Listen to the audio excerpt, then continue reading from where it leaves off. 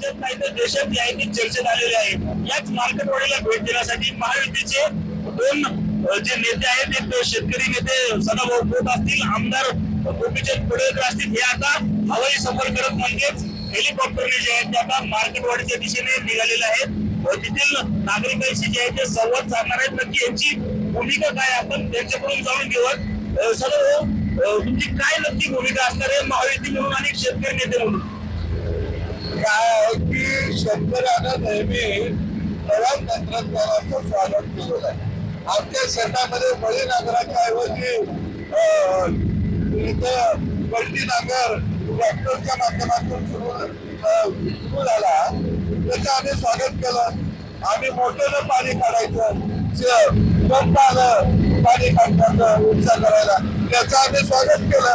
म्हणजे जेव्हा नवं तंत्रज्ञान आलं, तेव्हा संज्ञान आलं, तेव्हा शेतकऱ्यांना त्याचं स्वागत केलं। मग एका बाजूला काँग्रेसवाले सांगायचं ना, नवं तंत्रज्ञान आम्ही आणलं, राजीव गांधीने आणलं, पण राजीव गांधीचा पोरगा या नव्या तंत्रज्ञानाला विरोध करायला लागलाय। आता तर हा अगदी राहुल गांधींना परदेशामध्ये जाण्याचा फार हौस आहे। मग आता बैलगाडीनं जावा आम्ही म्हटलं तर बैलगाडीनं जातील का? मग ती कशी काय विमानातनं जातील? म्हणजे नवं तंत्रज्ञान ते गावाला येऊ द्यायचं नाही, ते गावाने जर आत्मसात केलं आणि त्याच्यामध्ये पारदर्शकता आली, पण ती पारदर्शकता यांना येऊ द्यायची नाही आहे। आणि म्हणून यांना समाज आळाने ठेवायचा आणि म्हणून आम्ही दोघं बहुजन समाजाचे नेते पडळकर साहेब आणि मी निघालो। तिथं राम सातपुते हा मातंग समाजाचा कार्यकर्ता आहे। आम्ही सर्वसामान्य गावगड्यातली लेकरं बाळ आहे, परंतु गावगड्यातली लेकरं बाळ ती शहाणी झाली आणि सत्तेच्या दिशेने यायला लागली। आता खळं लुटायचं कुणाचं याची चिंता खऱ्या अर्थानं पवार साहेबांना करते, कारण पवार साहेबांचे सगळे सरदार आता चारी दिशानं धावायला लागलेला आहे। आणि म्हणून आम्ही मार्केटवाडीला जाऊन तिथल्या जनतेला आम्ही शाबासकी देणार आहोत, तिथल्या जनतेचं अभिनंदन करणार आहे, तिथल्या जनतेचं स्वागत करणार आहे, कारण तुम्ही खरे खरे लोकशाही वाचवत आहात। शरद पवार गटगटाला राहुल गांधी देखील मार्केटवाडीला येणार आहेत, काय वाटतंय नक्की तुम्हाला? बघा, शरद पवार आणि राहुल गांधींना मार्केटवाडी पॅटर्न खूप जवळचा वाटतो। मी सातत्यानं ही भूमिका यासाठी मांडतोय की लोकांतून निवडून येण्याची यांची आता अजिबात शाश्वती राहिली नाही। नरेंद्र मोदी साहेबांसारखा विकास पुरुष या देशाला मिळाल्यामुळं आणि मोठ्या प्रमाणामध्ये बदल या देशामध्ये घडतोय, त्यामुळे जनतेतून निवडून येण्याची शाश्वती अजिबात राहिलेली नाही।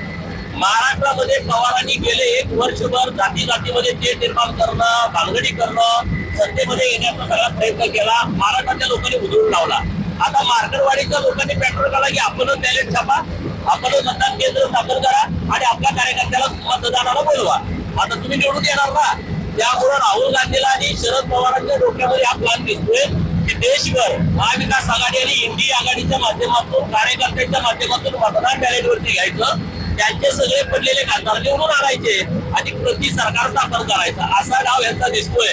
आणि म्हणून राहुल गांधी हे मार्केटवाडीला येण्याच्या विचारात दिसत आहेत। पवार परवा येऊन गेलेले आहेत। मार्केटवाडीच्या शेतामध्ये एक दिवस यांचा पंतप्रधान पदाचा, प्रति सरकारचा आणि महाराष्ट्राच्या मुख्यमंत्री पदाचा शपथविधी झाला तर काही नवल वाटेल असं मला वाटत नाही। आपण पाहिलं जातं हे दोन्ही नेते जे आहेत ते काही वेळा मार्केटवाडीला याच हेलिकॉप्टर जे आहेत ते पोहोचणार आहे ना की ईव्हीएम बाबत भूमिका जी आहे या ठिकाणी आता स्पष्ट करणार आहे। जिल्हा टीव्ही मराठी, मार्केटवाडी, सोलापूर। तर आपण ही थेट दृश्य बघतो आता। सदाभाऊ खोत आणि गोपीचंद पडळकर हे मार्केटवाडीमध्ये दाखल झालेले आहेत। या दोन्ही नेत्यांच्या उपस्थितीमध्ये आज मेळाव्याचं आयोजन करण्यात आलेलं आहे। माजी आमदार राम सातपुते देखील त्यांच्या स्वागतासाठी हेलिपॅडवर दाखल झालेले होते आणि त्यानंतर हे सगळेच कार्यकर्ते नेते आता सभेच्या दिशेने रवाना झालेले आहेत। पडळकर आणि सदाभाऊ खोत यांचा आजचा मार्केटवाडीचा दौरा आहे। त्याचबरोबर नाना पटोले हे देखील आज मार्केटवाडीमध्ये जाणार आहेत। त्यामुळे एकूणच मार्केटवाडीमधलं राजकीय वातावरण तापलेलं पाहायला मिळतंय। पोलिसांचा देखील चोख बंदोबस्त ठेवण्यात आलेला आहे।